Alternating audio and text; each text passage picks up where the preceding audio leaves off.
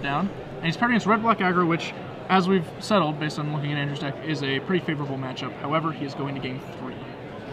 And we'll find out who's on the play for you and if they're taking any mulligans.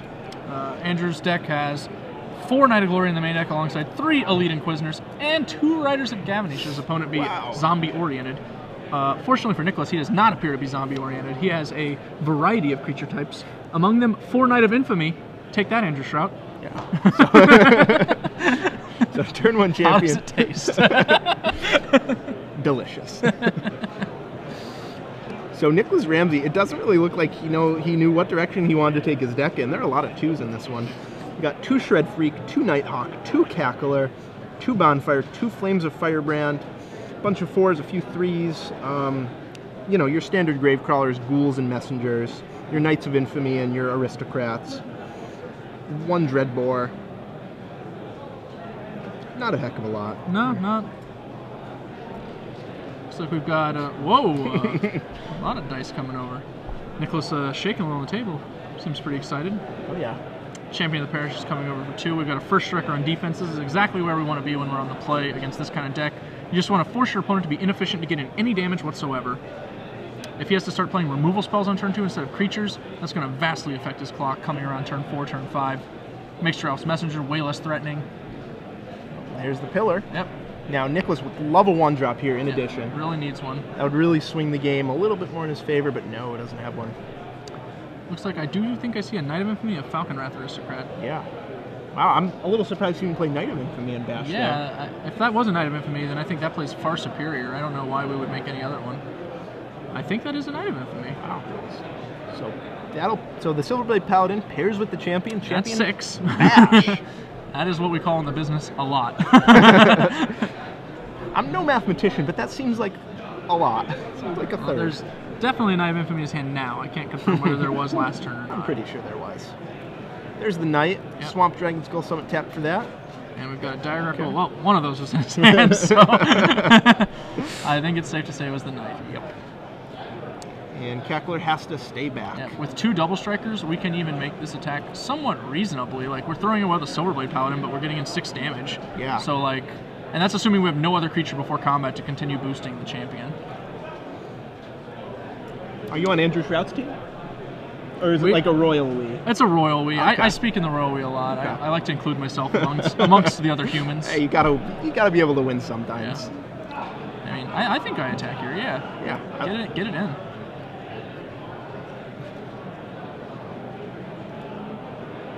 And Nicholas Ramsey only has 1 real block here. Yeah. We should have swung with our Cackler last turn too, right? We should have been very happy with a trade for Silverblade Paladin. So Nicholas, wow, okay. Just gonna absorb the champion damage. I think Nicholas may have actually forgotten about Exalted, perhaps. So that would explain his plays. Yeah. If he didn't realize he could get the Cackler first through Precinct Captain and then secondarily trade with a Silverblade Paladin if he attacked. Nicholas untaps. He would love something like Olivia Valdarin here, but unfortunately none in the deck. Yeah. Kind of a card that really ruled the day today. Definitely. His best shot right now is really just Bonfire of the Damned off the top. Yeah. That would really just turn the game around, give him the ability to swing for enough to put Andrew on the defensive, even if the champion lives. So Aristocrat for Nick. Not going to be able to really attack favorably because no one wants to trade an Aristocrat for a War Falcon. He can make it indestructible, of course. I imagine he'd just have to sack the Cackler if he made that line. Like, right. The Cackler's not doing anything at this stage anyway, so. He can't really afford to be attacking too much, though. He's taking a lot of damage. Andrew Shrout threatening a real lot, especially if he ever draws a Feeling of Dread. Yeah, that's the one thing. If Nicholas has actually seen Feeling of Dread, which we're in game 3, pretty reasonable shot he's seen it, then he knows that it makes all of his plans bad. If he tries to block, that's a bad plan. If he tries to attack, that is also a bad plan. Feeling of Dread, just the secret all-star from Innistrad. It's funny, you know, everyone forgot about it for the PT, and then months later, we all seem to have forgotten once more. The card is quite potent in creature matchups, and a valuable stall tool if you're playing something like Miracles, as we saw in the previous round. So there's Nick Ramsey, hometown hero. See the Cincinnati Reds hat? We'd love to top 8 this tournament. It's Represent you, his hometown. Sherlock Holmes in the booth. Wow. Well, what's that make you, Glenn? Hopefully not Lucy Lou. That's all I gotta say. Dear Lord, hopefully not Lucy Lou. Well, you can probably be Watson. So Nick. An amusing tweet from our event staff. There isn't a card called Borderline Ranger, as a deck checker discovered. However, I think that name is far more, far more reasonable.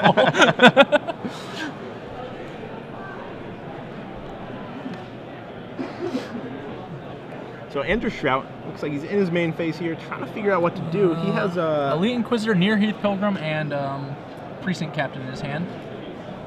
He cannot bond with his awesome champion of the parish because he's already got a relationship going. no triangles here. It's funny because like none of his attacks look overtly bad, but I can understand it being kind of scary to make any of them. His opponent's board could attack him back for a lot of damage. Yeah, he really wants to make the right play here because the zombie deck just has so many cards that are efficient at pushing through damage. He needs to attack with at least 3 creatures for it to really have any function, I think. Because the Knight will bounce off 1, Falcon Wrath Aristocrat can sack a Cackler. He evaluates 4 creatures as correct. I like that as well. Nicholas Ramsey gets down to business, lands behind the creatures. I think he's from the Paulo Vitor school, but sometimes he's got to block in the red zone. I think we have to this time put Aristocrat and Knight in front of Silverblade Paladin and Champion. It doesn't really matter what order you do that in, because either way you're killing a Silverblade Paladin. We'll have to block. Well, we don't have to make any other blocks. We can fall to 4 from that position and keep our Diagraph Ghoul, or we can block and use it to make our guy indestructible. Otherwise, we're using our Cackler to make Falcon Wrath and Noble indestructible. Or Falcon Wrath Aristocrat, sorry. Man, Noble would be much more helpful.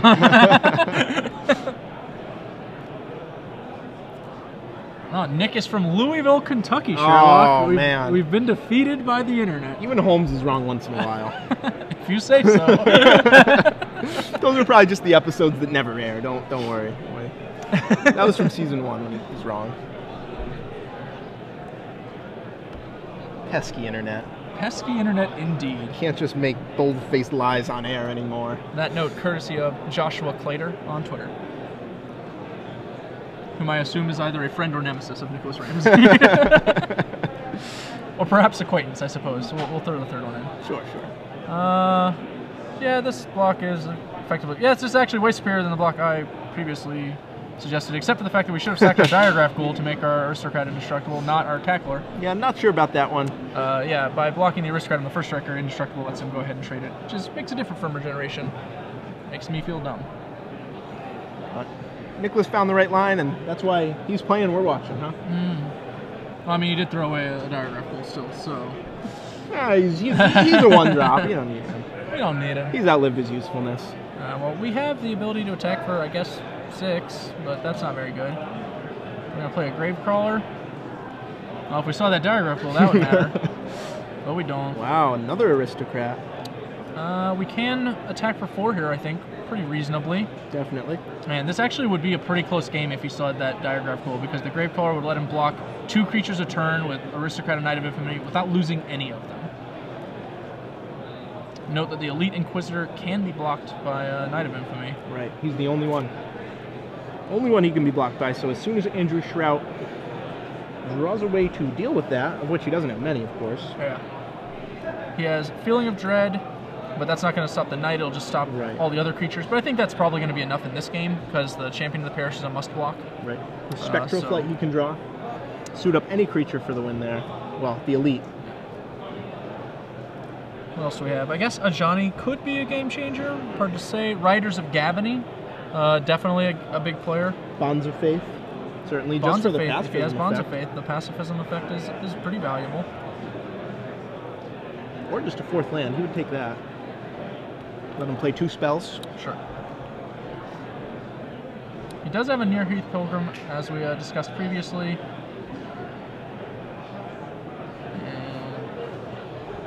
Looks like he drew another Inquisitor, is that what I see? Or another Champion? Might be a Champion. It's one of those 2, I think. It's a Broody Innistrad Soldier. Aren't they all?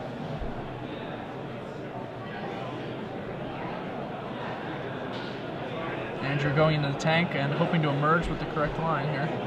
It is a Champion. Go ahead and boost. I imagine we'll play Near Heath Pilgrim now. No? Alright. Holding the Near Heath Pilgrim to use it as a trickier line later is probably fine. On 18 life, I don't think we're worried about dying to anything, especially anytime soon. No, I think he just wants to flood the board, so in case he does draw something like a Feeling of Dread, Nicholas is just dead. Because he can't flash it back right now. Right. He can alpha with everything here. Let's think about what kind of blocks that would require. Nicholas would want to go Aristocrat on War Falcon, and Knight of Infamy on Inquisitor, and then another Aristocrat on Champion, probably, and trade an Aristocrat for Falcon while sacking the Gravecrawler is, I imagine, going to have to be a choice. Or he can just take that 2 damage from the Falcon. That is a pretty reasonable line. Yeah, because now if he draws something like another Gravecrawler, those Aristocrats get way upgraded. So he's at 4. He's almost out of options here. Oh, Bonfire of the Damned is a big one. That was probably one of the best things I've ever seen. Wow. So Bonfire off the top for Nick Ramsey. He's only doing it for 3. Yeah, I think he thinks his Knight of Infamy is a zombie, but that guy is very human, I think. Yeah, he is. Yeah. He is. So we're getting a little less damage out of our Bonfire. We'll wipe the board, and that sure makes that Near Heath Pilgrim play look awfully silly. I like that hold. No, I like that hold of the Near Heath now, because now we've got this guy, and if we can remove our Knight somehow. Right. Actually, I guess I don't know how we're going to remove that now that I think about it. We might just be locked out. So Aristocrat in for 2. Nope, that won't work. That's not going to work. Yep. 14-4 in favor of Andrew. Oh, sorry, 11-4 in favor of Andrew Shrout. Of course, the Bonfire. And it does have to go to the graveyard. He can't leave it there for next turn. Wow, that was a big swing. Andrew is now pretty reasonably behind. Oh, and Knight the of Feeling Infamy. of Dread. What a taunt. Yep.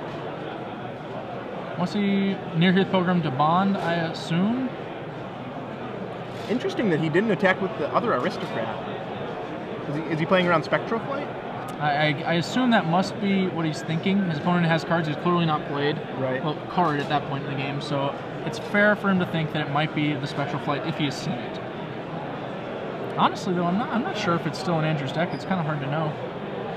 Yeah, not the best matchup for it, probably. Well, we're going to go ahead and put Andrew to 1. Oh, which wow. looks like the only way I think Nicholas could possibly lose this game, unless he kills him now. Yep, okay. That's the hand. Wow, Nicholas Ramsey pulls off an amazing win there. Yep. I think we stumbled a little with some of our early lines, but Bonfire heals all ills. Yep. It's a miracle. But Andrew Shrout still in contention, though. He is now X-1 with 1 round to go. It is entirely possible he'll actually be paired up against one of the X-0-1s. Yeah, assuming he has, I mean, we know he hasn't played them, so if he gets paired up against one of them, he can very likely draw into top 8 alongside them. Right, now he has really poor tiebreakers. Oh wow, he does for an undefeated player. His tiebreakers are horrendous. All of them.